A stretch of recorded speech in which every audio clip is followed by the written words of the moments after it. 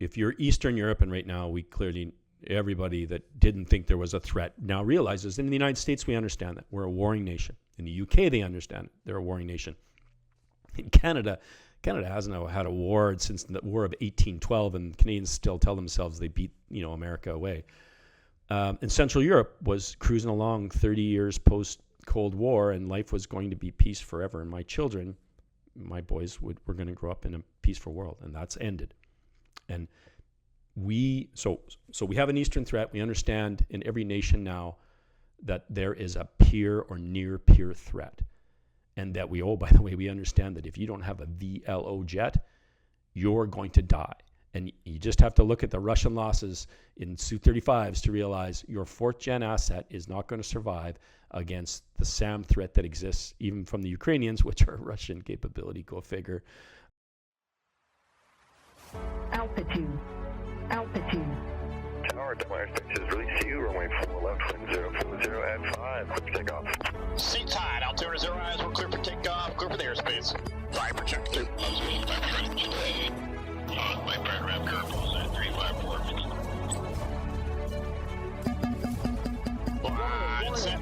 Viper 01, be advised, the restricted area 6002 is still active. Lights on. Next picture 16, 15,000. I'll give you some of that. Viper 1 targeted.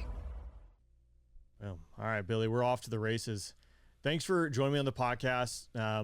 Beforehand, we just did a little quick Q&A session for Patreon listeners, so thanks for taking the time to do that. Again, those are for everyone who's out there supporting the podcast. But Billy, with that being said, let's jump into it here. I always like to ask my guests if you kind of give the 60 to 90 second elevator pitch of who you are, what you're doing, what you did, and then we'll jump into it. Rain, thanks for having me. I love the show, so I'm really appreciative that you invited me to be on. It's always fun to listen to your guests, so thanks. 60 seconds, hold me to it. You'll be the first. 23 years, yeah, I know it. 23 years in the Canadian Air Force. My father was a fighter pilot, flew F-86s all the way to Voodoos. I grew up in that world, and I guess I always wanted to be a fighter pilot. The original Canadian nugget in CF-18s. I finished the Canadian military as a squadron commander of an operational squadron, but also I commanded the wing of Hornets that flew in Allied force out of Aviano in the spring of 1999. In between all that, I did the United States Naval Test Pilot School, and I spent 5 years at Edwards Air Force Base as the exchange pilot who was never coming home. I was having so much fun flying Vipers at the F-16 Combined Test Force as the Canadian exchange officer. I flew at NASA Dryden, then now called NASA Armstrong, flew Hornets, and hopefully we're going to talk about thrust vectoring as part of all that. At the end of my career, I was poached and invited to come to fly Eurofighter Typhoon. I moved to Munich, Germany. Imagine that. Foothills of the Alps. And I flew Eurofighter at the beginning of its days when it was still a prototype. Along the way, while I was there, flying F-4s, which was magical as a former Canadian, and Tornado. And then after that, it really when F-35 was won by Lockheed Martin, because I knew them back in my F-16 days, I wanted to come and be part of what was going to be a franchise program. And so in 2003, I left the Eurofighter program, moved to Fort Worth, Texas, initially on Block 60, that King Kong Viper of all time, the amazing 80 jets that we built for the United Arab Emirates, tested exclusively by Lockheed test pilots with really no military intervention, which was the most amazing 4 or 5 years of any of our careers. And then I did 2 years seconded to the Automatic Collision Avoidance Technology Team, ACAT, that matured the technology for automatic ground collision avoidance that you see now in the Vipers that you flew and F-35. There's a long story that goes with that. And then full-time to F-35, posted 10 years at Pax River, predominantly flying Bs and Cs as test guy, but equal time As through Cs. I've had a glorious, amazing, blessed career. I retired a year and a half ago. COVID hit, and I had been out of the country, out of Canada, my homeland, for more than 20 years, and I could not handle being away from my wife, our 4 boys, aging parents any longer. And as much as I loved flying, it's infectious to me. It is my drug of choice. my family and that priority really was just so much more important than anything I was ever going to do in a jet. I'd flown fighters for 40 years. I was just so blessed, start to finish. And so it was time to stop that. And I moved back to Canada. That's incredible. Well, part-time.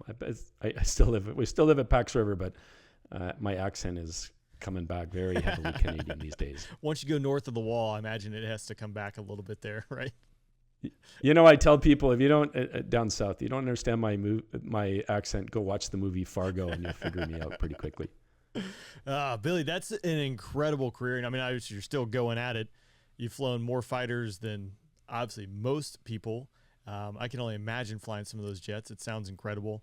I do want to talk about a smattering of things today, and we'll just see where it goes. But I would like to jump into the F-35 demo. So the F-35 demo team for the Air Force, it started out as just a heritage flight when I was the F-16 demo pilot, and then my last year and a half, it became a demo. But before that, you were developing the demo profile for the F-35, which then subsequently Dojo, the F-35, first F-35 Air Force pilot, took on the road. And I know he worked a lot developing it with you as he was talking. Dojo, ironically, he was one of my first students when I was a FAPE, so it's kind of funny, the connection there. But it was interesting because I know you mentioned you going through developing all of this. I'm curious as to what went into the process when it comes to crunching numbers, developing the profile for an interesting show, because there's a lot of moving pieces. Talking to the Dutch. Yeah, there really is. You know, it's like they used to give these to like aerospace engineer students to validate the profile, et cetera. But I'm kind of curious, what was that process? And I know that's a big ball over to you. Well, thanks, Rain, because it's really an important topic. I've been lecturing about it. Really, it's coming up on the 5th anniversary of June of 2017, the first public demonstration of the F-35, but we didn't just show up and do it. Look, we've been beaten badly in the public forums about losing a dogfight to a 2-seat, 2-tank, 40-year-old F-16 at Edwards, and that story just never went away. And you've heard it, and I'm sure you've talked about it. Oh, yeah. Everybody else has talked about it. You know, it really wasn't the dogfight, but it's irrelevant. It became the urban myth, and it really stuck, and it was killing us. And you couldn't get talking about, like, why would you spend billions of dollars on a 5th-generation aircraft when you couldn't even beat a last-generation hogged-up Viper? And there's no conversation because no one would believe sensor fusion or stealth or anything magnificent about 5th gen because we were supposedly so hampered. And so someone General retired Gary Nordo, Yep. Nordo and I at air shows would, just get so badly embarrassed. And I think the pinnacle was being at Abbotsford the summer of 2016 when there were 3 different Hornet shows there. And I think we had something on static display, or a couple guys had flown in, and we were just getting killed. And we were going to lose competitions. And so the task to me was in the secret plan, which was like the worst secret ever in Lockheed history, I was cleared hot to go create the demo. So what we had to beat was we had to tell a story that crushed the dogfight myth. And I had to come up with a plan to do that. In a contractor demo, different than what you flew, we are there to demonstrate the highlights of an airplane in very specific profiles. We're really not there to show the public a show. If you want to watch, that's great. But we're presenting to politicians, to heads of state, to general officers, to technical experts, by the way, our competition is watching, right, to show the best of our airplane. Whether you're a Gripen, a Rafale, you're a Super Hornet, you're a Legacy Hornet, you're a Viper, we're going to show you the best of what we have. And in our case, we had to give them the best we have. We don't have 15 minutes on stage. At Paris, you have 6 minutes to show your stuff. And I flew at Paris in 1987 as the CF-18 demo guy. And I knew from my history, the box is tiny, the clock is ticking, the rules are so strict. So you don't have a lot of time. You got very little real estate, and you got to show the best you can. And so I took this to understand I had to show the highlights of the airplane. And what does the airplane have?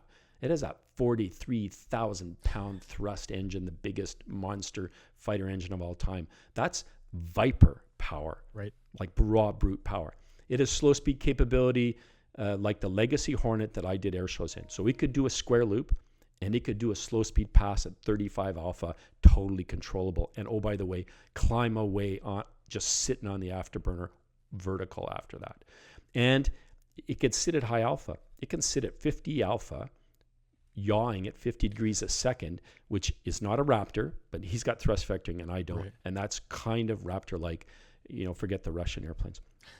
So 6 minutes. What did I want to do? Everybody thought the jet was mediocre. And it wasn't until I got into our simulator that I started to realize that there was really something out there about this airplane. And I put together a routine. And the routine is, and if you Google F-35 Paris, not that I'm advertising, but that's where it was filmed on day one, it's a AB takeoff to a vertical, to right into the vertical, to a reposition to a square loop, to reposition to that to a 35 alpha pass, just barely walking down the runway, come out of that and burner, climb up, and then back into a vertical climb, skid over the top at 50 alpha, spiral down at 50 alpha, doing 50 degrees a second in a pedal turn, stop, fly away, totally under control, and then a level 360 max G turn and land all in 6 minutes. I'll jump ahead and tell you that in a 6-minute airshow routine, we crushed more than 10 years of myths and misinformation about the F-35, fed by our competitors, right? Fed by our own failure to communicate properly, and clearly fed by our adversaries. But so how do we build it? Because if we crash, if we fail a maneuver, we have cemented in the minds of everybody, and we would have lost billions of dollars in sales, and even at home, crushed our hopes of turning this into a franchise program. The term I use is ambidextrous thinking. And what I mean by that is we built each routine backwards. What I knew is I couldn't afford ever to lose the jet. There's no maneuver that can be so daring, so amazing, that I put it in a position where something unforeseen happens and I can't recover. And so we built it backwards. And to do this, we have tools that you didn't have before. We have astonishing computing power, right? We have a simulator different than what you know, even in the airlines and certainly in the Viper. Simulators are just that. They simulate the real airplane. But in F-35, the flight control system is a model-built system. So we build and massage the model, and then we tell the airplane to fly like the model. And after 10 years of flight test, where we've been feeding data back and forth after all these test flights, our model is like flawless, which when you put it in the airplane or in the sim now flies like the real airplane. So we had truth data in the sim. I didn't have to couch anything. Yeah. I didn't have to, kind of figure it. It really was the real deal. And then we realized we had to create fail-safe gates. So here's the example I give you. I had a team of every discipline you need. It's flight controls, it's structures like loads, it's engine, obviously, it's electrics. It's cockpit stuff. Is the helmet going to work? You name it. We had an engineering team put together, and then we said, look, give us all the scenarios where we could get ourselves in trouble, and give me the performance numbers that allow me to recover. So you know this, but for the listeners, the F-35A is a 9G 50 alpha airplane. But when the flight controls fail off, think in the Viper when we went to a backup motor in the Hornet when it defaults out of its CAS mode, then you go to a secondary capability. It's a get you home kind of capability. And so you go from, in an electric jet, instantly from 9G 50 alpha to 5G 20 alpha. Yeah. If you are banking on the fourth corner of a square loop, pulling off a 50 alpha recovery and flying away, and all of a sudden, without you knowing, because there's some fault, you have a 20 alpha turn circle, you're going to mort yourself. Yeah. You're going to scrape off robin's nests at the top of the trees. So we created the numbers, and we ran 1 million scenarios and combinations of the scenarios. So there is no chance that any combination could ever get us in trouble. And people would say to me, the engineers go, look, that's never going to happen.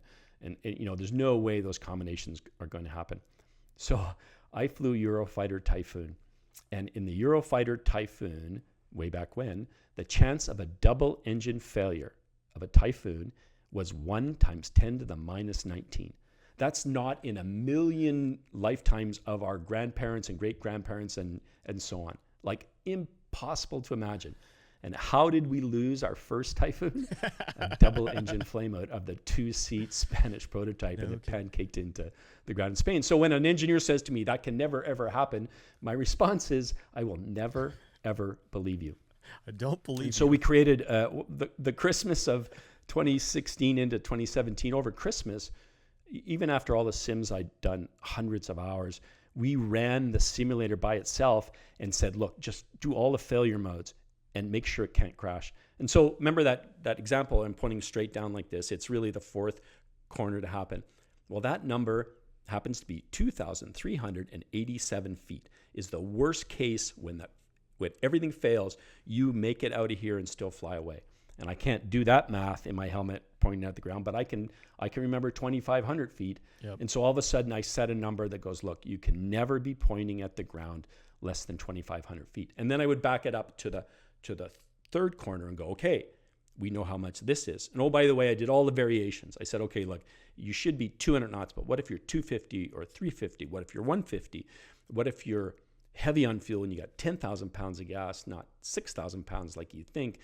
And all those iterations, and that's how I got to round it out 2,500 feet. And that applies to every single maneuver in the entire routine. And if you understand those numbers, and if you understand the flight controls and all that the academics that go into it, you will never kill yourself in an air show. And you know from all your demo time, you know the history, you know the Viper fatalities stories. Yep. I know the stories in the Hornet world. I know the fatalities, and I actually knew a guy named Des Barker, retired South African Major General, who wrote the defining book on airshow accidents called Zero Margin. He died unfortunately a couple of years ago, and he would tell us these stories of, all the airshow guys that were like things went wrong. What's important in this academics and how it was built is I couldn't lose the jet. But it turned out we had a really spectacular show to put out there. And I've taken that since, and I briefed at AGCAS, the International Council of Air Shows. You've been there every year. I briefed twice in the safety day for aircrew about this. And we've gone on the road to this. You mentioned Dojo Olson, who flew the first Air Force demo. Oh, by the way, great guy, great stick. And he completely bought into understanding the engineering of it all, so that he knew every time he flew, he just knew the numbers. And he knew that as long as he stuck by the numbers, he was never going to get himself in trouble. At the same time as we trained Dojo, we trained 2 of the Marines to how to develop their show, which is a really spectacular CTOL and STOVL combination show. And a good friend of mine, Lieutenant Colonel Champ Gayet, just flew it in Singapore a couple months ago. You can see it on the web, and did a stunning performance of the B model in Singapore, and just blew everybody away. And we taught the Navy demo guys, the guys who were going to do their show. They never have flown the full demo, but we gave them the academics. And then after Dojo was leaving, Beo Wolf was coming on board. She came in, Dojo as her mentor. I taught the academics, and now Beo's got her first full season after being kind of skunked with 2 aboard the season. And Beo flies an incredible show also. What they possess is an incredible knowledge of the airplane that didn't exist in my Hornet days. You couldn't get that in Super Hornet. You certainly never had it in Eurofighter days, or you didn't have the opportunity of that in your Viper experience. But the numbers are flawless. I will tell you 2 anecdotes. I know why the numbers are flawless. I developed a routine in the sim, and I went out my first day to practice. I had a Chase Viper with me, with 2 of my colleagues following me. The jets I was given were out of Hill, so I took off out of Fort Worth on the military side. Lockheed gets a 2-seat Viper, chases me out, and I start working through the routines, just individual maneuvers, start doing takeoff equivalents and slow speed passes and the square loop. And the slow speed pass, my exit was to light the AB, never let the nose move. It's an old Hornet thing. Don't show nose movement, and just pull away. And at the top, I was going to do a 50 alpha loop and then fly away, which always worked for me. And I didn't really think it out. There's lots of things going on. And I'm now, instead of at 1,000 feet, 2,000 feet, I'm at 12,000, 13,000 feet. And I get somewhere up here, AB's cooking, the airspeed looks okay, and I bury the stick to come over the top. And I am nowhere near the nose position that I need to get over the top. And the jet parks at right about vertical, and I'm a Hornet guy, right? I know what's about to happen. And all of a sudden, I'm not flying anymore. Bells are going off, and I've managed to depart the jet, at 12,000 feet, somewhere west of Fort Worth. And I'm just thinking, congratulations, your airshow career just came to an abrupt end. The jet flies away because it's an F-35, and it'll never stay out of departed. The guys beside me never knew what happened. And so I went home with tail between my legs. Actually, I finished the practice, by the way. But then I went home, and I gave the data to the engineers and said, look, boys, this is really not good. Had a long call with my then fiance, now wife, and she goes, look, you're stripping that right out of the airshow routine immediately.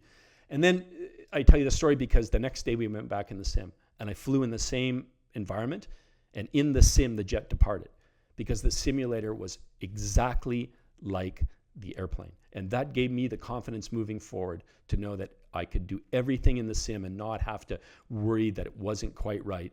It really was truth data. And that gave me, in the 17 flights I had to practice before I went to Paris, the astonishing confidence that we completely knew the jet. And now I'll tell you that if you're going to be an F-35 demo guy in Australia, in the Netherlands, in Italy, there is no way on God's green earth that anyone would dare let you go be a demo pilot without coming back to Lockheed Martin and sitting with the engineering team and doing 2 days of academics and sims so that you completely understand the jet like Dojo knew and Bayo Wolf knows, because they're $100 million, one-of-a-kind national assets, and you can't afford to mess this up. From all your years, it isn't how you fly the jet. There's so many other variables when you're an airshow guy that you cannot control, that confuse what otherwise in a sterile world you could figure out. But on game day, there's just so much out there. And so the intimate knowledge of the airplane is what's going to keep us from planting an F-35. It's awesome to That's have. a lot there. There's a lot that goes into that, and having that resource, that reach back, to be able to go there, because that is one of the questions that I had, right? The Viper demo has been around for quite a long time, and you can be pretty safe if you're in cornering 330 to 440. Life is going to be good. But the two maneuvers that I thought were probably the most dangerous, one, a vertical reposition, so a split S. I think that probably has killed more people than absolutely any other maneuver. And then the slow speed, high alpha pass. Not that that's a very dangerous thing, but the Viper demo would do it 500 feet, 400 is the min. I think the Thunderbirds do it 300 feet. But if that motor transfers to sec, while you can fly it out and you can fly it out in the sim, that sync rate there, it's got to be on the ragged edge. But I didn't have that data. I don't know what that data is to this day as far as, are you going to beat the fireball out? Are you going to be able to climb out of it? Is it a hot, flying in Rio Negro when it's hot day, you're high? Yeah, it's just not, it's not in the card. So actually when I did the air show in Rio Negro, July, roughly 8,000 foot field elevation, density altitude like 11,000 feet. I went ahead and added a few extra 100 feet from mom and pop for the high alpha, right? Because no one else knows the difference. But if that motor coughs, that's it. Like giving it back to the taxpayers, and that's not a win for anyone. So having that data is really crucial, and being able to, be there at the ground level. And Dojo having that access to start. I remember he and I would talk about it as we did different shows on the road. A couple anecdotes with Dojo. One, the F-35 helmet. Everyone knows how expensive it is. If you don't know Dojo, his hair was perfect. As we'd fly air shows together, I'm over there sweating, humping it, getting the jet started, doing whatever. He's just sitting in the F-35 because it's doing its magic. But we would land. His hair was perfect. I'm like, is that helmet in there? Is it combing? Are you actually working? But it was impressive to watch him fly that demo. That jet is just incredible. So, if you haven't seen the F-35 demo, I highly recommend going out there and doing it. Two questions. It's funny. I hadn't seen it, and I watched Dojo the first time, and it was just because I'd flown it, but I had never sat in the ground. Astonishing, just astonishing. And he knew how to show the airplane. really like fabulous. He did. That's because I was there for. He got certified with a demo at Heritage Flight Conference. I guess that would have been 2018. And so I remember standing out there on the flight line watching the F-35 demo for the first time. I watched his practice, and then I watched the one with, I guess it was General Kelly, which a couple of General Kelly peel-offs here. But watching that demo, I mean, that jet, the power behind it is phenomenal. It's a great demo. It's a great jet. He and I flew several times together, going out doing BFM. Got some good stories with that. And then also he kind of showed me some of the magic behind the F-35 and why it's good to have it there. But you mentioned with the Paris Air Show, right? Going out there and dispelling, a lot of the misnomers, the misinformation that had been there with the F-35. I think Paris, the largest air show in the world. It's good to hit on this. And I kind of alluded to Rio Negro where I flew that. And at the time, actually, General Kelly was the 12th Air Force commander. And we were flying out of a civilian airport where we had like 30-minute windows, and then they'd stop all the air show, let civilians come in, or civilian airliners come in and land for an hour, and then the air show would pick back up. I was queued up. I had 15 minutes before the window ended. The Brazilian demo team took forever. I ended up getting scrubbed. Well, at that time they had the Colombian defense minister out there, their Secretary of the Air Force, General Kelly was out there, as well as a slew. Their slew of the Air Force, because the Colombians were looking to buy a new fighter. But the Europeans were there. Everyone is out there vying for this competition to get the Colombians to buy their jet. So, obviously Lockheed Martin, the United States Air Force wants the Colombians to have an F-16, kind of alluding to interoperability. And I think it's important to hit on like air shows, right? They're fun. Trade shows, they're fun, right? But there's a point behind them. And I think that is one of the pieces of the puzzle, and that's something you can speak to a lot. But the importance of going out there and winning, if you will, out there in the public eye, because it has huge ramifications that it drops a nation out of a program, such as Canada hitting the pause button for other reasons, right? But that's something that I think is sometimes overlooked, and it can be because, again, it's just jets going out there making a lot of noise, spending a lot of money, but there's a lot more to it. So let me just go back for one anecdote about the rationale for learning the academics. In 2011, a Super Hornet in Lemoore, California crashed. The demo crew were killed. They were trying to emulate what they'd seen the Boeing Super Hornet demo fly without understanding the academics and how the flight control worked. And they did this barrel roll down low and completely misunderstood how the aircraft behaved, and both guys died. And the reason I hope we never let an F-35 demo happen without the Lockheed test pilot engineering academics happen, is to prevent that. And Boeing has now instituted, I'll give some credit to what we did in Lockheed with Dojo and Bayo, is the Boeing guys now are doing academics with the Navy Super Hornet demo team so that they completely understand their jet before they go out and build their demo routine. Our presence at air shows, you hit it on exactly. It's just an air show. There's so much technical data. We have combat experience. There's technical experts out there that should know everything about the jets. And it comes down to our presence in public, because a prime minister, a president, a member of parliament, a senator they're not technical experts, but they have an enormous pull. If they can't be convinced with their own eyes that they watched it, they understand what they're talking about. Hey, that makes a lot of noise. Oh my God, that thing is fast. It was stunning to see the Viper do a level 360. Oh my God, you should have seen this guy climb vertically compared to the other airplanes, smoke winders, the whole conversation. If they don't get to see that, then you don't put the finishing touches on your billion-dollar deals. Okay, and it's being the closer. And oh, by the way, if you goon it up, you have a really bad day, you crash an airplane, then you can also have killed a franchise opportunity for your airplane. But as you say, and you understand the pressure as a demo guy, don't you? They are there to watch you. Right. And there's a whole philosophy. You and I could talk for hours about how you behave in the cockpit and the discipline of being a demo guy. But it's not lost on anybody just who's in the audience and what it means to put on the professional show that we have trained so hard to do. I did an interview with Laura Seligman. She was a journalist for Aviation Week, and she still covers Defense Matters. And she knew the F-35 program a lot. I talked to her the Wednesday before the practices started at Paris, and she promised to hold the story until the Monday of the Paris Air Show. And I said, look, I was talking very much not like a humble Canadian, very much like an aggressive American. And I said, I'm going to crush the myths of the F-35 once and for all. So she write down their notes, and I get up on Monday morning at the Paris Air Show. Like a good Lockheed employee, I grab my iPhone and read the news. And the first thing it says is F-35 pilots going to crush the myths of the F-35. And I thought, oh dear God, if I screw this up today, I will be working at a grocery store packing groceries the rest of my life. Because that's the influence you have when you're a demo guy.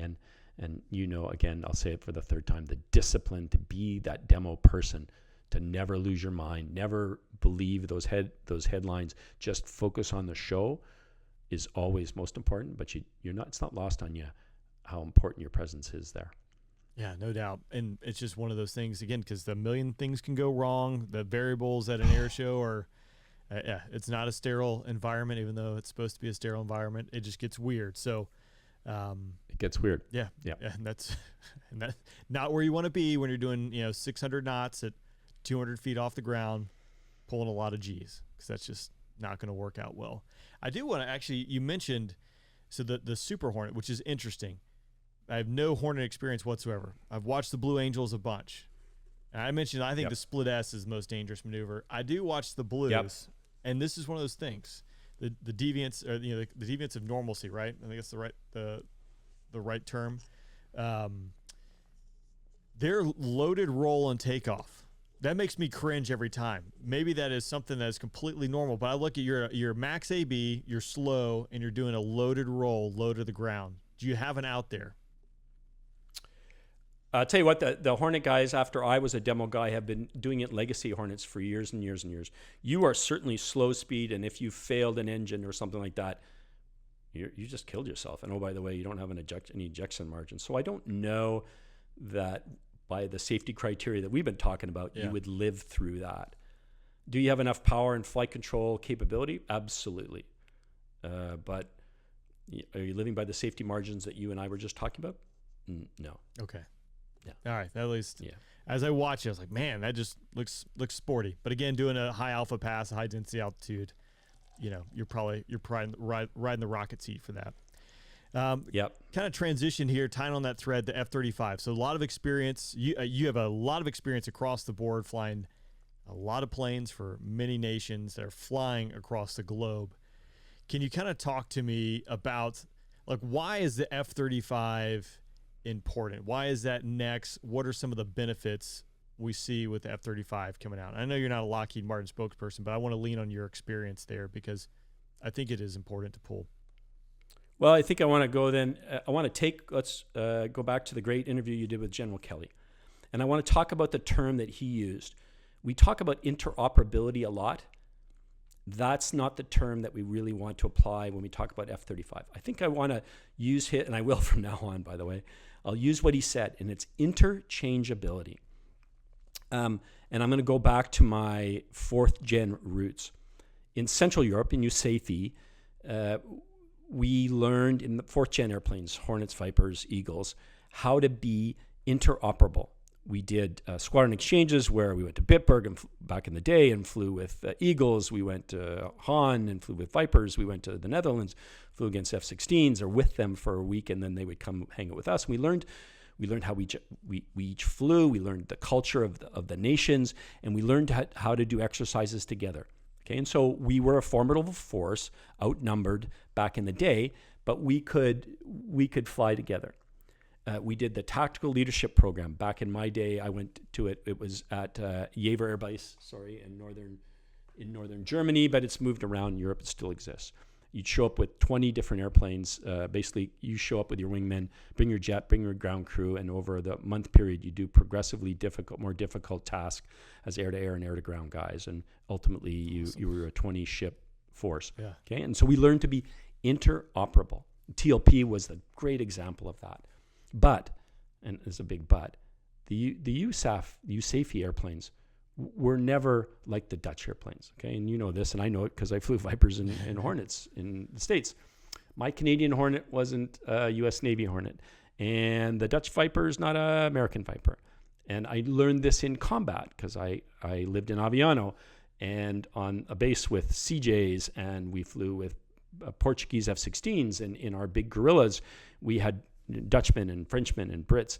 We were very effective, but there was often a U.S. only package versus our NATO packages. So we're interoperable, but we're not one and the same, and we're very effective. Now step into 5th gen. Okay, so we've learned to work together, but now we're partner nations. And a Dane is the same as a Dutchman, is the same as a Norwegian, is the same as a UK F-35, is the same as a USAFE-based or a Hill-based F-35. We are one and the same. We have the same airplane. By the way, we paid the same amount for them. We have the same capability. We've been briefed to the same level. We all live in the vaults.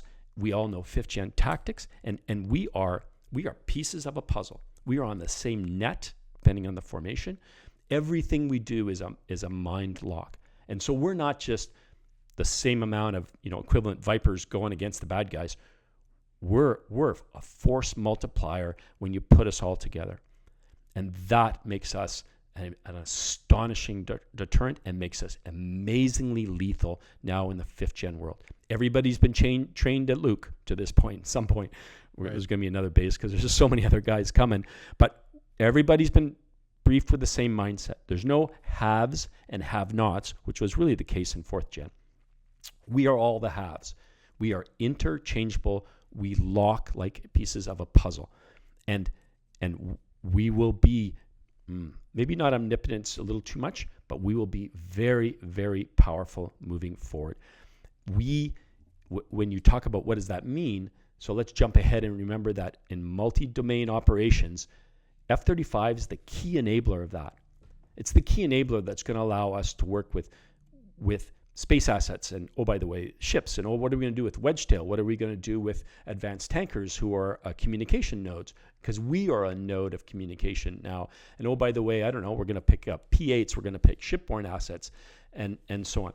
And that's what F-35 brings in the broad topic of interoperability, which I think gets lost on lots of audiences. And General Kelly, again, gave me the best word to steal from this point forward, and that's we are interchangeable. And that is my distinction from my 4th gen world as a Hornet baby in Canada, based in Germany back in the day, but flying with Dutch Vipers and US Vipers and US F-15s. Now we are one and the same, and that's remarkable to me. Look in the Arctic. So you take the circle around the Arctic. Let's start in now Finland, Sweden in between, Norway in the Arctic. We get to Iceland, where there's now NATO F-35s patrolling up there. Go to Greenland and go up to Thule Air Base and an American Air Base. Go to Canada, thank God, finally.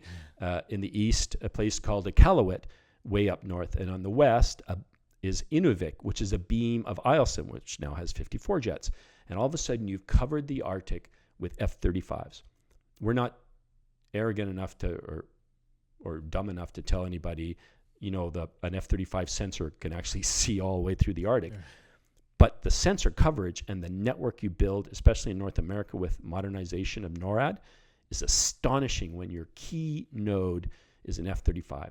We're not doing what we did in 4th gen and just shooting down the arrows, which is we attacked the cruise missiles. We're going to kill the Archers. We're going to kill the bombers who now can fly out of rejuvenated Russian bases 365 days of the year. They're capable. We're going to kill the bombers now, not just track down the cruise missiles that they fire. To me, interoperability is everything about the progress we've made in F-35 and the future as we talk about multi-domain operations. So let's pull on that thread just a little bit, and I know we won't go too far down the rabbit hole here, but big picture, 50,000 foot view.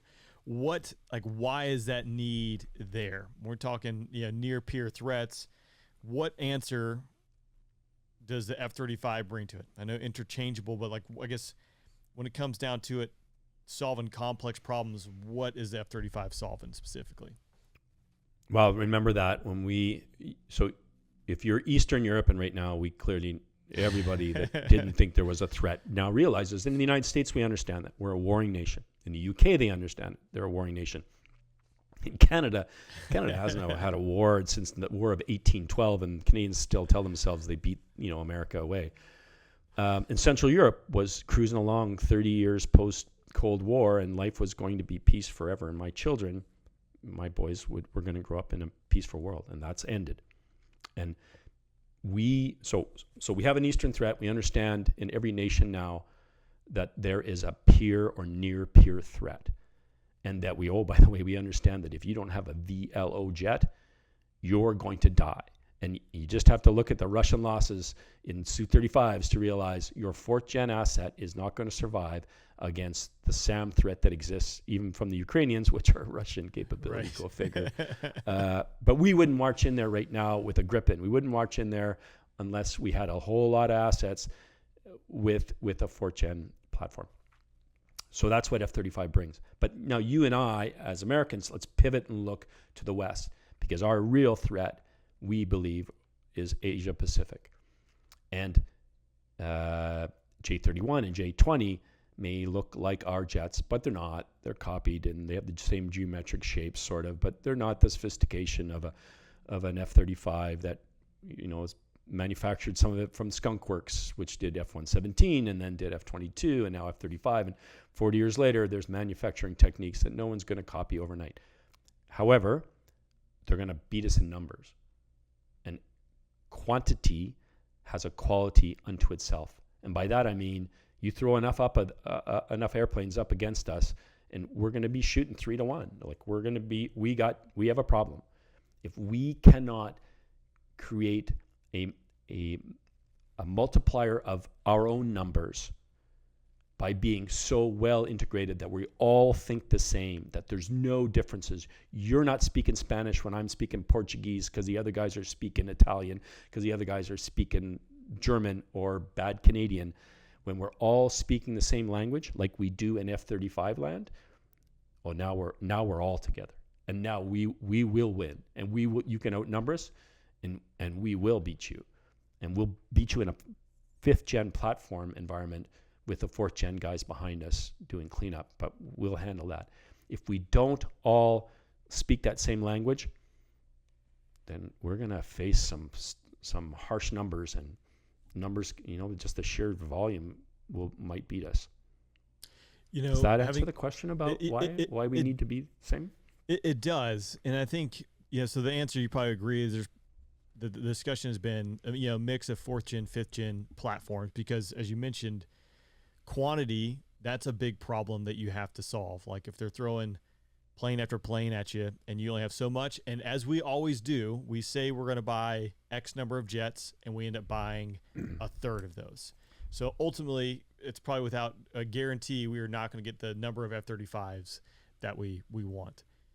Having flown with the F-35 tactically, though, that thing is a force multiplier because of the data it shares. Having Big Brother right beside you, and that's right before I became a demo guy, right? So my tactics are now well outdated, but we changed them up. We would do a 2-ship of F-16s with an F-35 versus a 4-ship, which would normally guard X wide, mile lane, because of what it brought to the table. And you can't say the same. Like the Raptor is amazing, but it didn't share its knowledge at the time.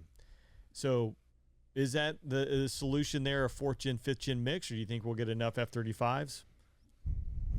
So you bring up the great point. There was supposed to be 120 B-2s. We bought 21. Right. The original number for F-22 was actually 750. Then it got paired to 380 something, and we bought 189 total. The program of record for F-35 is essentially 2,500 between 3 forces, 3 services. And, they're chipping away at it right now. F-15EX was on the board.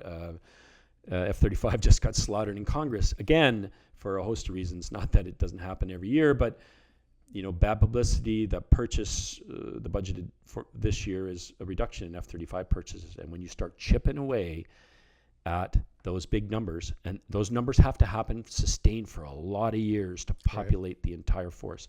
When you change leadership who've been through the rationale of why the force needed to be so big, and you bring new leadership in our services, but also, by the way, in Congress and the Senate, then you have different agendas. If you're from Seattle, Washington, you're not a big supporter of the F-35. You're all about Boeing, and you're going to spend a lot of time in Congress and the Senate, as we have seen, hammering F-35, even though it has been astonishing successful and a smashing success everywhere it's been deployed. There isn't a single man or woman that has flown that jet that is ever going to go back to their legacy fighter. Not a single one in any country, right? Of the nearly 1,700 people who have flown it for the almost 800 jets that are out there. But that's a lot of money to dedicate to a program to go a long time. So do I think we're going to get those numbers? Boy, we're going to have to turn some things around even after watching this year's paring down on the numbers. And so what's the problem? That means that in the end, you don't have an all 5th gen fleet, potentially. So now you're back to mixing upgraded Vipers, F-15EX, if they get them in the big enough numbers, to then pair them with an aircraft, a 5th gen platform that can communicate with them and be the quarterback, the eyes and ears of the force, keep them survivable, run the fight from the back. It's going to be interesting to see how it all pans out. It's an expensive program, like anything of that magnitude and that technological capability that brings to the table. But it's interesting to watch. It really is. It's expensive, right? But then look, if you go back in history, just in 4th gen assets, the Viper, the press was all over the Viper. We've read the history books, right. Just hammered. And by the way, at the beginning, it was a lawn dart.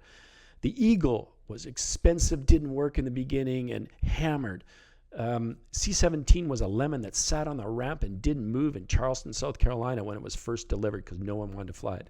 C-130J was going to be a 6-month Lockheed development program, and then it was going to be fielded in $1 billion later of Lockheed money. They finally fielded it to an airplane that no one can imagine doing without. The Hornet was like it wasn't New York Times, but a New York magazine at the time called it fat, slow, and ugly and without a mission back in 1983. And the Navy, Marine Corps, Canadians, and Aussies have loved the airplane for 40-something years. And so F-35 gets all the attention because it's the biggest budget program of all time. It over-promised and under-delivered. It had a 10-year development test program that I was a part of. But it finished that program without ever losing a jet. Remarkable. Its loss rate is far below any other airplane around there. And while it took a while to get going, it wasn't like the Raptor that spent 7 years. Their mantra was 7 years of 7 days a week of the problems they had stabilizing the aircraft, the avionics, and getting them to function. F-35 came out of that better than some of those other airplanes that we now can't imagine doing without. But because it's so scrutinized, now everybody wants a piece of it. So we are going to have, we will never be on cruise control. And I say we, even though I don't fly the jet or I don't work for Lockheed. But there's no cruise control with F-35, hoping that it'll be built in those big numbers year after year. The services are going to have to come show with evidence why the aircraft is you can't do without. And when you start talking about a near peer threat in Ukraine, everybody should pay attention that you better have a VLO asset with the capabilities of and the lethality of F-35, or you're going to die overseas, and no one could stand that answer. No, it's a different story when people start coming home in body bags.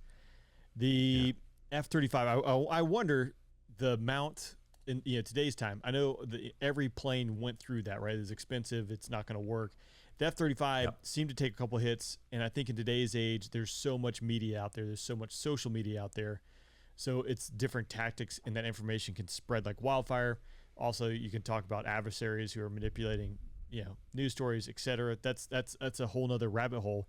But the F-35 correct me if I'm wrong, was designed to basically, hey, once you have something that's flyable, a little bit more, give it to us because we want to start figuring it out. We want to get it to the weapons school. We want to start developing the 3-1. We want to start figuring out the tactics. We don't want an IOC jet right now. So the initial F-35s rolling off the line, essentially the Air Force had them, Navy, Marine, like start figuring out how to use this as additional blocks came online. But I think that lent to some opportunities for, hey, it's slow, it's fat, it can't keep up, it can't do that, versus the Raptor. When it's rolling off the line, essentially it's an IOC jet ready to go. Is that how the F-35 program was designed? Do you think that played a factor into it at all? Yeah, the term is concurrency. We actually did it in Block 60, where we built the first 3 test airplanes that were F models, and then started building the other 77 aircraft. And there's some goods to that and bads. Goods are you get the aircraft off the line into the service and they can start learning about it. The bad is the jets are still growing and not mature yet, and so you risk fielding jets that don't have the full capability, and you might not have everybody pleased. That certainly happened with F-35. If you done, and concurrency may never happen again, but if F-35 had gone the way of a legacy program, and Raptor is not legacy, but that mindset of building the airplanes, developing them, maturing them, and then building the high rate mature product, I bet you wouldn't have the same numbers on the ramp that you do now. And then you would have, in the dark days of F-35, you could have been canceled because you didn't have enough out there on the ramp. In the end, it's earned its right. The Marine Corps could never imagine going back to what they had and not having an F-35. The Air Force loves the jet, and the Navy has slowly come around to it. So I think concurrency guys will write staff papers and PhDs on it for years, whether it was worth it or not. F-35 is not an example that will ever be repeated in history.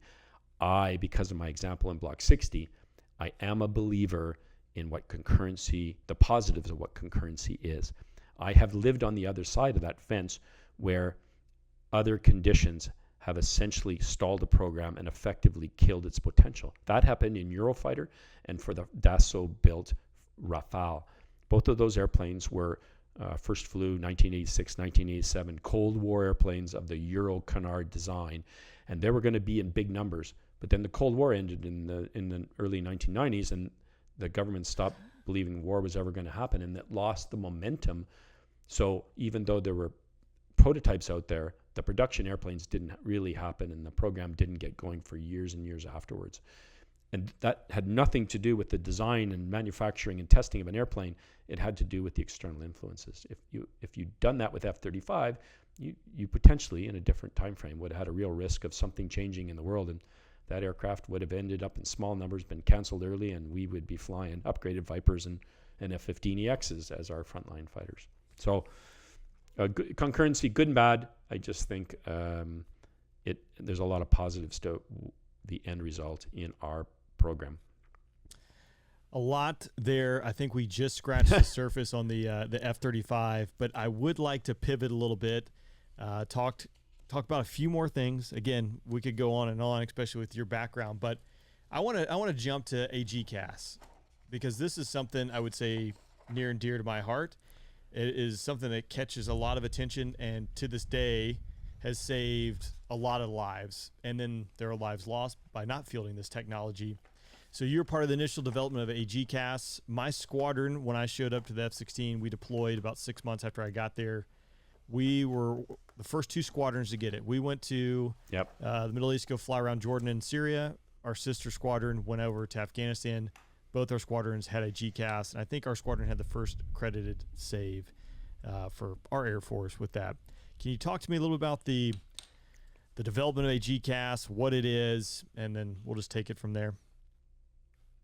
So, and let's remind everybody, because hopefully they listen to your very compelling story about pyro and just hitting a human hitting the ground that's close to us. And pyro had its gear down. It's not the same thing.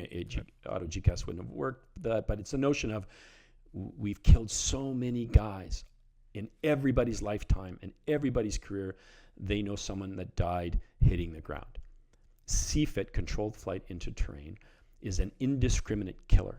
It kills young and old. It kills experienced pilots and inexperienced. It kills low time guys in a jet and high time guys, day and night. Spatial D, it's different types of disorientation. It's G-lock, it's flying into the ground because you're too low, but all of those factors, and we've analyzed every accident in the United States Air Force, we will tell you that the manual systems are working and guys still hit the ground for a host of reasons. Let's get to the punchline right now. 12 Viper pilots and 11 Vipers have been saved. Everybody do the math of that, right? A two-seat Viper where both guys are incapacitated. A June 2020 save of a Raptor in Alaska that's been accredited, and we believe an F-35 save already, maybe more. So this system is saving lives. We don't really care about the whole cost of a fighter jet. We care about the human in the jet. It takes 3 years to build a fighter jet. It takes 26 years to build a fighter pilot. I can build another jet. I can't replace my friends. And I'm going to keep going on anecdotes because it's near and dear to my heart. I was on the first Hornet class in Canada. First course, right? So first operational squadron. I'm a pipeliner. I think I was still a lieutenant. 2 months in, the most talented guy on this course, patch wear, 2 kids at home, doing a high to low intercept on a 1,000-foot T-33 target in the range of Cold Lake, Alberta, comes in and out of cloud, head buried in, trying to solve the radar problem, and drills himself into the tundra going 700 knots. 2 months in, most talented guy. 5 minutes earlier, doing the same task in the range of Cold Lake, a major experienced guy with the same task, head buried in the cockpit trying to solve the problem with clouds, comes out of the clouds, and in his case, and it's such a compelling HUD video, you hear a gasp. He takes 2 hands, he buries the stick, and this is before the Hornet had his 7.5 G limiter. He pulls 11.2 G, misses the ground by 192 feet, do that math, and almost dies. And unfortunately, 5 minutes later, in a different part of the range, guy dies.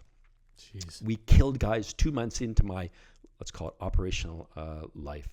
And 7 of 16 fatalities just in the CF-18 fleet could have been saved by auto GCAS. So those are the stats. They're compelling. They're amazing. We all know someone. Auto ground collision avoidance really comes back to the 90s, and it was a research program. Really, the technology starts with a combined program with the Swedish Air Force to prevent jets from hitting the ground. They had a system that kind of worked. It would look ahead, see if the ground was going to, impact was going to happen, and would fly an aircraft away from the ground. It was pretty successful in the F-16. But back then in the 90s, and you'll remember this, we had INSs that drifted at a mile per hour when you flew. So you don't know exactly where you are over the land. And our terrain database knowledge, we used to call it DTED, Digital Terrain Elevation Data. We thought we had, as Americans, we had level 1, level 2, super sophisticated. As it turns out later on, and the team I was on, we found that was a complete BS, and none of it was very accurate ultimately. All of that leads to a team that starts in 2006. It's called the Automatic Collision Avoidance Technology Team, if you will, ACAT. And it was Lockheed Skunk Works, Air Force Research Labs, AFRL. It was NASA Dryden Flight Research Facility, so NASA Edwards, now called NASA Armstrong, and it was obviously the U.S. Air Force. We took a 2-seat F-16D that was given to us by Shaw, cleaned up the jet, and we used it as our test pad. And we matured the technologies that had been worked on research programs before that. So not an INS anymore. We got an AGI for the non-aviators. It's an INS embedded with a GPS, and so the GPS keeps everything remarkably accurate in terms of positioning. We learned about terrain data from the space shuttle STS-99. They did a mission called the data is called SRTM, Shuttle Radar Topography Mission, where they mapped 80% of the Earth's surface from 60 north down to 56 south with astonishing accuracy, that like flawless. Forget the DTED stuff we talked about before. All of a sudden we had mapping of that part of the Earth, 80% of the Earth, that was astonishing. We learned about predicting how the aircraft would see the terrain and then what it would do, its fly up model. And then we linked that to the flight control system.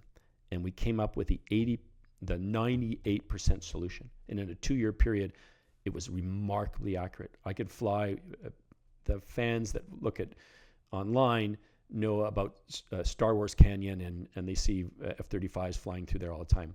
Well, that's part of a low-level route that is around, basically it's Edwards up to around China Lake, next to Death Valley, into the Owens Valley, into the Sierra Nevadas, and back around. And it's clockwise one day, counterclockwise the other. And it turns out to be a remarkable place to test this kind of capability, because the rocks are really unique, the walls are really unique of what you would face, and we convinced ourselves that we had a nearly flawless system. And I think my last flight was 2011 in the jet. I thought that we was going to go immediately into the Viper. It instead went to testing at Edwards. In 2014, it was fielded. And by the way, in that 3-year period from when I finished and it was fielded, we killed a couple guys. So what is it? It's position of where you are, GPS, terrain data, Google Earth, a predictor of when you're going to hit the ground, and then take control of the flight controls and then fly you away, and then give you back control of the airplane when you're finished. That's what it all does. There was a different program. We put it into the Block 60 airplane. I call it the 80% solution. It didn't have the same fly-up model, didn't have the same terrain data, but we put it into Block 60 at Lockheed for the UAE in that program without waiting for ACAT to be happen. So we had fielded something out of Lockheed, but really ACAT was it. It goes into the Viper. You flew it. We have saves. Now we're starting to save people. And I used to brief, when I briefed it, I used to show a video of a Viper in the Middle East taking off, and a minute and a half later he dies. You know, it was a 4,500 hour guy. It's just so disheartening, and you know that everything in the jet's working, but he's fighting a million things in his head in the jet, and this technology would have saved him. It gets to F-35. I joined F-35 full time after it, and the answer is, we can't get it into the jet. We don't have the throughput in our mission computer capability to put it. And we're going to have to wait till 2026 until Tech Refresh 3 before we could do this. And my head explodes. And a bunch of us just realized this cannot happen. And fortunately, some cool heads prevailed at Lockheed Martin and within the program and said, look, to the skunkwork guys who had worked on our system, and said, look, you just do a science project here. Is there some way you can make this happen? And they went and found that, in fact, the throughput would work in F-35 by the way they mechanized it. And then it got front-loaded in F-35. And we tested it as a manual system and then automated it through flight controls. It's a fused airplane. It's not a federated system. People that don't know, federated means I got a radar box, I got a flight control box, I got a mission computer, and I just need to make them talk separately, and I can make a system work. In an F-22 or an F-35, everything talks. It's a big octopus network, and so it's a lot more complex to design and make happen. But we got it into F-35. We believe there's been saves out there. We've certainly seen it effective, and we've created believers.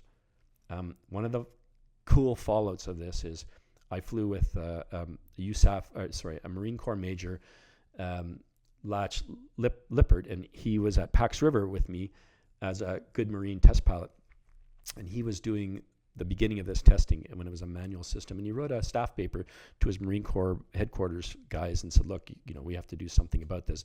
The Navy didn't really want auto GCAS. They didn't care. Boeing wasn't putting much effort into it. There was no real incentive. And he said, look, we can't stand the answer here. And that staff paper, plus some great work by Marine aviators, got it pushed into the Hornet world, and ultimately the Navy relented, and a version of this philosophy is being tested and fielded soon in legacy Marine Corps Hornets and Super Hornets. And so we've pushed out into other fleets. Now, the video of the C-17 accident in Eielson, where talk about bad airshow discipline. Why it's not in a C-130J, why it's not in a C-17 yet, I don't know. But ultimately, this technology will end up in every commercial airplane out there, every corporate jet out there, private planes, and every military aircraft that flies. That technology is won every award that matters, including the 2018 Collier Trophy, which is essentially the highest award in aviation, because it is the most important contribution to flight safety in 50 years. Because we're not going to kill our guys and gals anymore flying into the ground. So that's a take a deep breath. That's a long explanation of what this technology is all about. I can't say enough how amazing the teams were. They just would not relent until we got this into all the fleets that are out there, because we all have buds that we buried. You know, the aspect of this too is you said, hey, I thought I was going to go into the Viper right away. I know it ultimately comes down to resources. Resources are always limited. And I heard this conversation come up, and I know it happens across every service. If you're going to buy new widget X that can shoot further or blow up bigger, that is going to get the funding more often than not. I think it's starting to change now, especially, you know, once AGCAS got in there and it's getting saves, there's an option. Because I've shared the video. There's 2 B course videos. I did a breakdown of a GCAS save out on the B course. That's up on YouTube. And I shared that, and I have a lot of Hornet buddies, and it was actually the week of Tailhook, and they all messaged. I had like 3 or 4 guys message me, and they had brought this up at Tailhook to leadership, and the response was from this one person, right? So it's not the whole Navy or whatever. This one, you know, flag officer, it wasn't a priority, right? Because of resources be allocating in other places. But as you said, like everyone who is in the fast jet business has lost friends from hitting the ground at some point in their career, and this stuff is incredible technology. It was a long battle to convince people, because you said, look, I'm going to give you a better weapon. I'm going to give you a bigger bullet. I'm going to give you a much better missile, or I'm going to dedicate those funds to it's like a better seatbelt. And guys didn't understand, and leaders didn't understand. And so it became a conversation about dollars. We're going to save you billions and billions of dollars in hull frames by doing this. And the stats are so compelling, right? Because you go back 20, 30 years of all the jets that have lost. And that really became it. I will say, so you're talking about that video out of Tucson, right? The young guy, Dutchman, I think. I think so, yeah. So we've completed the program. We'd flown a guy named Guy North, who is a Aviation Week editor, wonderful man who just loves airplanes, loves aviation. And we flew him in the back seat of this F-16D out at Edwards. And Guy North understood, and he wrote about the program. But then he when that video came out, I credit to him. I don't know if it's exactly accurate, but I say that once that video was posted by Aviation Week and sent out in the real world, and everyone saw that this guy's about to die and his flight lead screaming at him, and AGCAS takes over, all of a sudden people became converts, and they go, holy Moses, this stuff's for real. And it wasn't that the technology hadn't worked from the beginning. It's that we couldn't win the argument that you've just explained.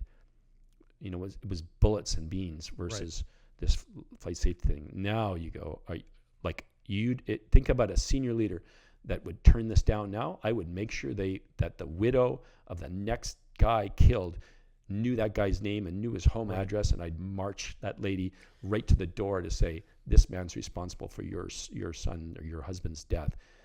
It's almost that bad. And last thing I'll say is, so many of the people that I worked with and knew dedicated, in some case, decades to this technology, or a decade of work briefing in Congress and briefing the halls of ACC and going to NAVAIR and going overseas and telling so many people in so many different forums about it, until eventually it caught on. And if they had not been so dedicated, and they're from the Air Force Research Labs, they're from ACC, they're from Lockheed Skunk Works, even Lockheed leadership that they decided not to own the intellectual property of auto GCAS, because they knew how important this was to saving the lives of our aviators.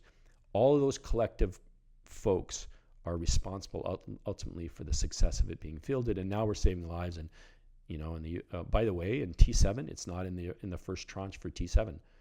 We're going to build a magnificent new trainer, and we're not putting auto GCAS in the beginning. And I think that's borders on technically criminal, or some word that I'm probably not allowed to say. Well, especially nowadays, right? I'm not an engineer, but the technology now exists, and at that level, it almost should be plug and play. Because essentially, the upgrade for us was plug and play. It happened on the ramp. It happened at home station. Relatively simple. So if you're building it's a software load. Yeah, just build it from the beginning. To me, it's a no-brainer. It saves lives. And the interesting part, being the demo guy, so there's a show mode in it, which I know there's several different modes. The show mode was there. I would have a lot of erroneous fly-ups, but I actually was fortunate enough to go out to Lockheed. And, once it had been fielded in the jet, because my boss at one point is like, it goes back to it, hey, I'm counting on you not killing yourself because I can't allocate resources to make sure we get a show mode that works for one guy. So I copy that. But I was fortunate to go out to Lockheed, and I know at the time they were working on, hey, how can we make show mode a little bit more accurate, where you're going to have less erroneous fly-ups, which I think it included like fuel flow, maybe a 7G assumption versus a 5G pull, things of that nature. Which seeing the team, just my brief visit out there and running through the sim and running through the profile was pretty cool. And again, I know that's just scratching the surface on years and years of work, thousands and thousands of man hours, blood, sweat, and tears trying to make that happen. So it's pretty awesome to see it come to life. As we kind of wrap up here, I have another Patreon supporter, Cranky, who actually was a guest on the episode. It sounds like you guys flew together at Edwards, and it sounded like he chased you on a few sorties where you're testing thrust vectoring in the F-16. Can you talk to me a little bit about that? Because obviously as a Viper guy, that sounds pretty appealing. It's one of those stories of better for my participation in F-16 multi-axis thrust vectoring, where I just outlived everybody else. And so at some point I'm at Edwards as a test pilot, as the Canadian, go figure. And I got to be part of this program. Awesome. So it was remarkable. It's the early 90s where thrust vectoring and the idea of what you could do with a jet that could fly into post-stall and be totally controllable really could change what air combat was going to be. And so there were really three programs running it. As it turns out, they flew all at the same time. The NASA had a black and white unique Hornet with thrust vectoring paddles on the back of each engine, 3 big paddles on the back of each engine. They took the AB off and put paddles on. Really heavy system, ballast in the nose of the airplane, but it was there to start exploring what it was like to fly beyond 35 Alpha into the 45 Alpha 50 region, maybe 70. Another NASA program combined with a German support was the X-31, and it was 2, let's call them A4 sized airplanes with canards with thrust vectoring paddles on the back of a GE 404. Okay. And that program was meant really to go after dogfighting and close-in combat and to see what thrust vectoring could do. And they were going to do Cobras, and they were going to do a thing called a J-turn, which is basically up with a Cobra, rudder over, and then fly away, and be a quicker way to complete a 180. But somewhere along the way, our engine manufacturers, in this case General Electric, came up with a plan and said, look, we can make a regular nozzle move and articulate, and we can put it in a Viper and fly at 70 Alpha and do astonishing things. And so General Electric took an F-110, a GE F-110, put an axisymmetric exhaust nozzle, axisymmetric vectored exhaust nozzle, AVIN, onto the platform that was going to ultimately be the F-16 variable in-flight stability aircraft. And we called it F-16 multi-axis thrust vectoring.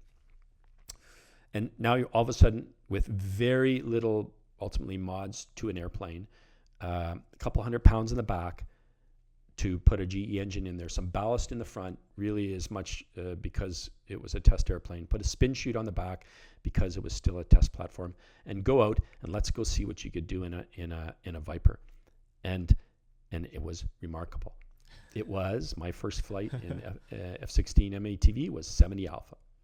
And all of a sudden, you're a Viper guy. I'm a Viper guy to this point. I'm at 25 Alpha, raging around the corner, pinned to the back of the seat at 9G. A Hornet guy can pull to 35, 45, and sort of beat me inside in the turn circle, sort of. And all of a sudden, we're at 70 alpha, and we're completely, totally controlled. We're doing cobras left, right, and center. We're doing pedal turns. I'm spiraling around over the desert of Edwards. I stop at a point in the ground. I go the other way, stop at a point. Completely controllable throughout, and then fly away every time. We're doing J turns and cobras and pedal turns, and it was absolutely stunning and remarkable. BFM and just slaughtering guys who were dumb enough to get slow with us. And a couple limitations. We had to have the spin chute on the whole time because we wanted to expedite the program and not get bogged down in the safety clearances. And so we ended up staying up much higher than we would have loved to have fought. I'd love to have fought down at 10,000 feet and, been in a place where a Viper is just King Kong, but we're up at 20,000 feet or 15,000 feet doing it. We cleared in a remarkably short period of time, cleared out the envelope for MATV, and then brought in some Air Force pilots to do some exploitation with it. So if I'm talking about early 90s, I'm also talking about the time where we, as Americans, are struggling with a high off-bore sight missile and a helmet to control it, right? We know that our adversaries have something that works, and we're inching towards AIM-9X. And then there's a conversation that says, do I want thrust vectoring, or do I just want a helmet that I can look off 90 to 120 degrees and shoot a missile off my shoulder? And that really was a competition in terms of philosophy that was fighting itself throughout this whole thing. But it was a pretty heady day to be a thrust vectoring guy at Edwards. And we have 3 different programs happening. So even at NASA, they have 2 programs that are separate. There's the F-18 Harv, there's X-31. They're both cool looking airplanes. We're the F-16 guys, but none of us are talking. And at the Society of Experimental Test Pilots Symposium, and I'm guessing that year it was probably the fall of 1992, we're all the guys that are flying it, and we're all having beers together at a pool party at the Beverly Hilton back in the day. And we all huddled in a corner and said, what the hell are we doing? Like, why aren't we flying together? Like, why aren't we all helping this technology to develop it? And so over a bunch of Bass ales, we brought all 3 programs together. And I got to fly the F-18 Harv because I was a Hornet guy. It was an easy transition for me. I flew a Hornet BFM against the X-31.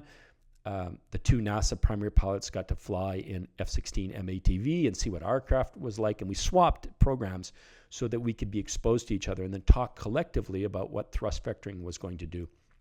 It's amazingly cool to look at BFM in a jet that can go to 70 alpha, like we know Raptor now does. But what was really interesting and compelling was we were going to save aircraft losses from out of control.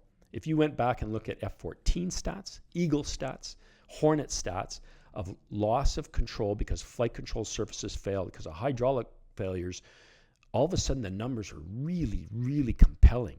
Like, because you've lost control power. But now I have what's a G110 put out? 27,000 pounds of thrust. Yeah.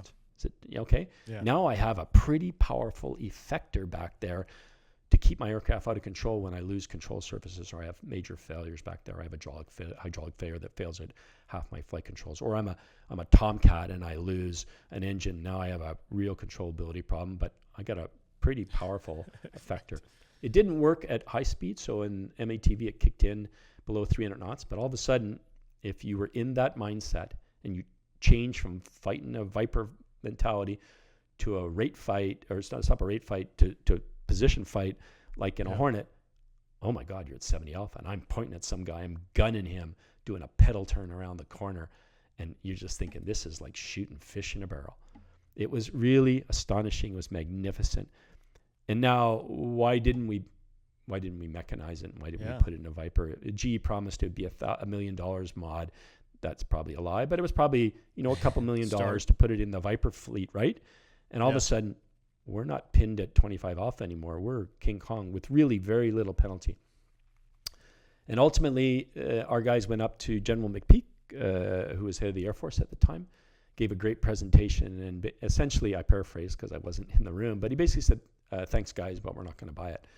It's early, it's mid-90s now, 93, 94, F-22, YF-22's happened, it's crashed, F-22's starting, And if you showed up with a fleet of Vipers that could fly at 70 alpha, think about the mindset of a politician, not as a fighter pilot. Then you would say, well, I don't need the kinematics of your Raptor. I can go 70 alpha in a Viper now. And what they wouldn't have known is that the keys to Raptor's success and dominance is stealth and sensor fusion, not supercruise and not thrust vectoring to 70 alpha. But to the layman, to the people that only understand kinematics, it would have been very compelling to have easily modified Vipers with thrust vectoring in there, and you probably wouldn't need Vipers. And one of the key reasons, I'll finish by saying, one of the key reasons I was poached to come to Eurofighter was because of thrust vectoring. The Eurofighter is not an aggressive flying airplane. It's like driving a Bentley down the highway. It's not a very nimble, aggressive airplane, and has real flight control problems. A non-recoverable spin mode that terrified the designers. But if you put thrust vectoring on it, and I simmed the prototype designs, all of a sudden you have an airplane that would be flying at 70 alpha and would have been like impressive, King Kong impressive. And I was brought to go do that in thrust vectoring, and obviously in the end it was killed and never happened. It was a great, magnificent time. I said I'd say the last word, but I'll give you one more word because it applies to auto GCAS. It was astonishing in its success in technology, and it failed in part because we failed to communicate the benefits to all the stakeholders who could have made a decision to support it. When we jump ahead 20-something years and get into auto GCAS, we were never going to make that mistake again, and we over-communicated auto GCAS because we never wanted that technology to be shelved and not be fielded. And it's one of the positive lessons I took from thrust vectoring, which had an amazing success but never went anywhere. That's a really good point because it's so easy that could happen. I think you also brought up a good point, the fact that how easily these things can get killed. I think we were talking about beforehand too, is, during my time, the Capes upgrading the Viper with an AESA radar integrated offensive suite, that was on the table. They got killed, up in the hill. Politics got involved, but I think in all reality it's probably a little bit more. But roughly $1 million per jet, incredible upgrade, and basically was going to happen on the ramp. So minimal downtime for the jet, a no-brainer, right? For the backbone of your fighting force, why would you not do it?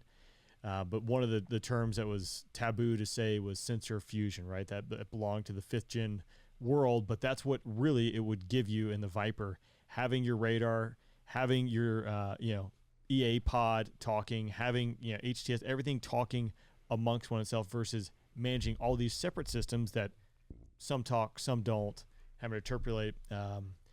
Again, it goes back just like the EA when you talk about offensive or defensive jamming in the Viper. I just go ahead and chalk that, throw that one right away. You might as well be defensive because pulling to the beam as you're looking down, trying to punch whatever program you need to select. That's right. It's the control, little nugget down here that is interchangeable, and so you're like, I don't know what program I'm hitting down here, so silliness. True.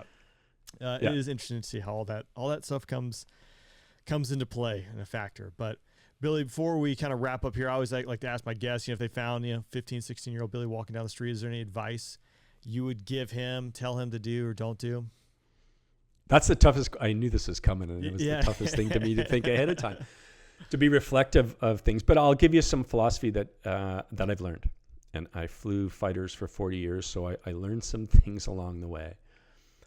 I would tell a younger me, and I tell my boys, believe in yourself. And I learned to be a disciple of the power of positive thinking in college, but it took me a while to cement that in this world as a fighter pilot and through life. Of it's just all in our heads, and what we achieve is almost exclusively in our minds, and that's the success. And I certainly attribute. So I wish I'd known that early in life. But the other thing I say is enjoy the ride. There is no pot of gold at the end of the rainbow. There is no pot of gold at the end of all this that will tell you that your life was successful. I had the great fortune in his latter years to, on occasion, be around Neil Armstrong, first man to walk on the moon. He's Christopher Columbus. He's Marco Polo. And he is the most humble human that anyone ever came in contact with.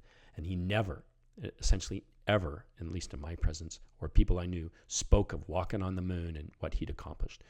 This is a man who had done what all humanity would have thought was the greatest feat of all time. And he had nothing but humility. And it taught me first, so being around a man that humble, then being around so many other people in my personal life and professional life who had done amazing things and were the most miserable humans ever, because they never could appreciate what they'd had the great fortune to be a part of. There's no amazing amount of money you're ever going to make. There's no amazing feat you're ever going to do. But if you enjoy the ride, if you enjoy the journey, it's about the journey, not the destination, you will find that life could never have been more fulfilling. And I have had the great fortune as a demo pilot early on, as a test pilot at Edwards, as a squadron commander going to war, in the heydays of F-35, Paris Air Show. I have learned that those highlights, a part of a great life, is really a lesson I wish I had appreciated with a little more wisdom and calm when I was a youngin', instead of being some grossly impatient, hair on fire fighter pilot and test pilot like I was for so long. So those are my two things. It's the mindset of the power of positive thinking, and it's the journey, not the destination. Billy, it's a great way to end the podcast. I appreciate you taking the time.